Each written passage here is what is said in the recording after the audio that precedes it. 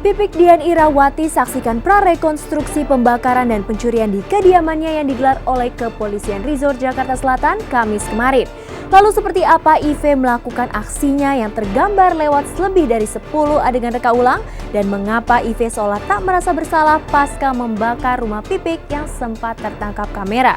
Pemirsa, selama 30 menit ke depan, saya Libra Akila akan menemani Anda untuk menyajikan kabar terbaru dari dunia selebriti hanya di Celeb On Cam, mengungkap fakta dan realita lewat mata kamera.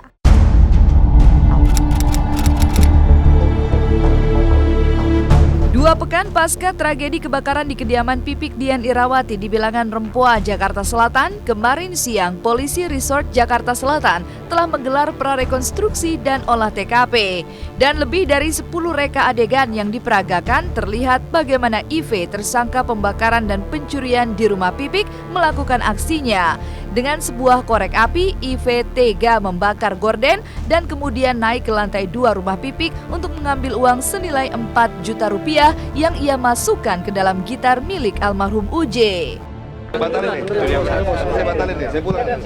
Kasih jarak dulu, kasih jarak. Bentar. Ya, nanti habis deh. Ada konsen dulu ya. Ada juga.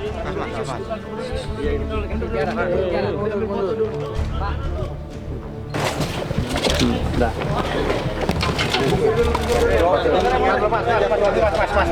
Sian juga ya. Ayo mundur aja. Batasan dulu. Udah. Dan naik lagi dan terroboh dah. Terroboh lagi ke berapa udah.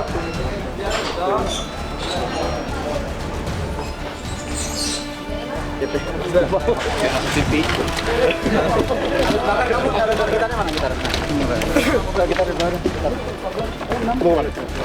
Kamu waktu tidur di mana? Habis bakar tidur di mana? Habis bakar. Nggak sih, nggak usah kasih nomor deh, nanti gini aja. Nah, ada. Kamu tidur ya. Mana nih? Iya. Udah tidur cepat tiduran. Turun dulu. Dari sana, Pak. Ini untuk kelengkapan berkas saja, untuk kelengkapan berkas di kepolisian, proses kegiatan tindakan kejahatan yang dilakukan oleh pelaku ini kita uraikan, mulai dari startnya di mana, masuk rumah ini melalui pintu mana, dan melakukan pembakaran di titik yang mana, dan melakukan pencurian di lantai 2 di tempat yang mana, itu intinya penting, itu aja Pak. Ada berapa adegan? Ada sekitar 10 lebih ya. Ini semua kan udah untuk urusan kepolisian, saya serahkan semuanya kepada pihak yang berwajib gitu. Kalau saya kan sebatas ini karena saya ingin lihat aja. Bukan sekedar untuk mengetahui, prarekonstruksi ini yang kian menyisakan lebam di hati Pipik. Bagaimana tidak, orang yang selama ini ia bantu dan telah dianggap sebagai saudaranya sendiri tega membakar dan mencuri di rumahnya. Tapi apa yang membuat pihak kepolisian menduga ada pelaku lain selain IV dalam aksi nekatnya itu? Sampai sejauh ini belum tahu, tapi kami juga dapat informasi dari penyidik juga masih akan tetap mencari, karena pada saat kejadian ada 2 orang lagi ya, kalau nggak salah ada di seberang. Itu sampai sekarang masih dalam proses lidik juga. Apakah orang yang bersangkutan yang ada di depan itu memang ikut terlibat atau memang hanya ada di situ, atau mungkin yang memberi korek ataupun yang memang bekerja sama, itu yang lagi kita dalami juga dengan penyidik.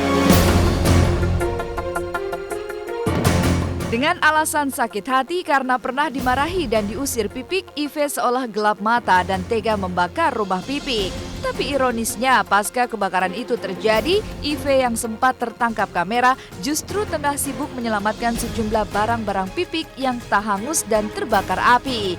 Bahkan dengan santainya dan tanpa rasa bersalah sedikit pun, IV sempat memberikan sejumlah keterangan. Pas ajan bukan jam 3. Azan subuh. Iya, saya kan biasanya di dalam terus, cuma lagi nongkrong di situ. Saya kirain maling, teman saya soalnya kabur semua berdua.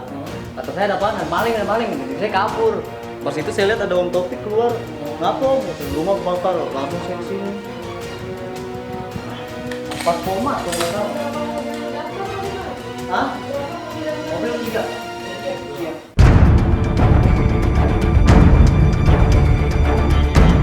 Ibarat pepatah, sepandai-pandainya tupai melompat pasti akan jatuh juga. Setidaknya itulah yang pantas disematkan kepada IV. Bagaimana tidak, selain terbongkarnya jika ia adalah pelaku pembakar rumah Pipik, segala kebohongan IV lainnya pun akhirnya terkuak. Lalu mungkinkah kepura-puraan IV menjadi mualaf adalah salah satu siasatnya untuk bisa meluluhkan hati istri almarhum UJ ini? Intinya ya saya hanya menolong, berbuat baik tanpa buruk sangka. Tapi kalau keadaannya akhirnya dibalas dengan seperti ini ya sudah pasti kan jawabannya kalian sudah tahu. Kecewa iya, tapi ya untuk apa kita harus melihat ke belakang lagi? Ya sudahlah, itu semua kan sudah diatur, sudah ditangani semua dengan pihak polisi. Dia pasti kalau memang ternyata dia bohong ya pasti dibohongin ya akhirnya saya pun juga tahu mungkin modusnya seperti apa gitu ya, niatan dari awalnya apa gitu ya, akhirnya baru tahunya kan sekarang. Kalau tahunya dari awal kan nggak mungkin mas saya akan ya ini sudah terjadi ya sudahlah gitu. Kekecewaan yang tersisa tentu tak ingin dibiarkan Pipik terus mengendap dalam hatinya. Berusaha ikhlas dan memaafkan adalah jalan yang ia pilih. Lalu bagaimana dengan proses hukum yang akan dijalankan IV? Biarlah waktu yang akan menjawabnya. Yang jelas, tekad Pipik untuk menjual rumah yang penuh kenangan bersama almarhum UJ ini telah bulat. Bahkan dengan candaannya, Pipik menyebut bahwa proses penjualan rumah itu hanya tinggal menunggu waktu saja. Dijual gitu. Ya insya Allah. Ya. Nanti tunggu tanggal waktunya. Coming soon. Coming soon. Apa yang membuat Ovi Bais akhirnya mempolisikan Yunita Lestari dengan dugaan perselingkuhan? Lalu seperti apa pertengkaran di antara Ovi dan Yunita Lestari yang terjadi di bulan suci ini jika ditelisik dari segi agama? Ini ada saksinya? Ya, ada.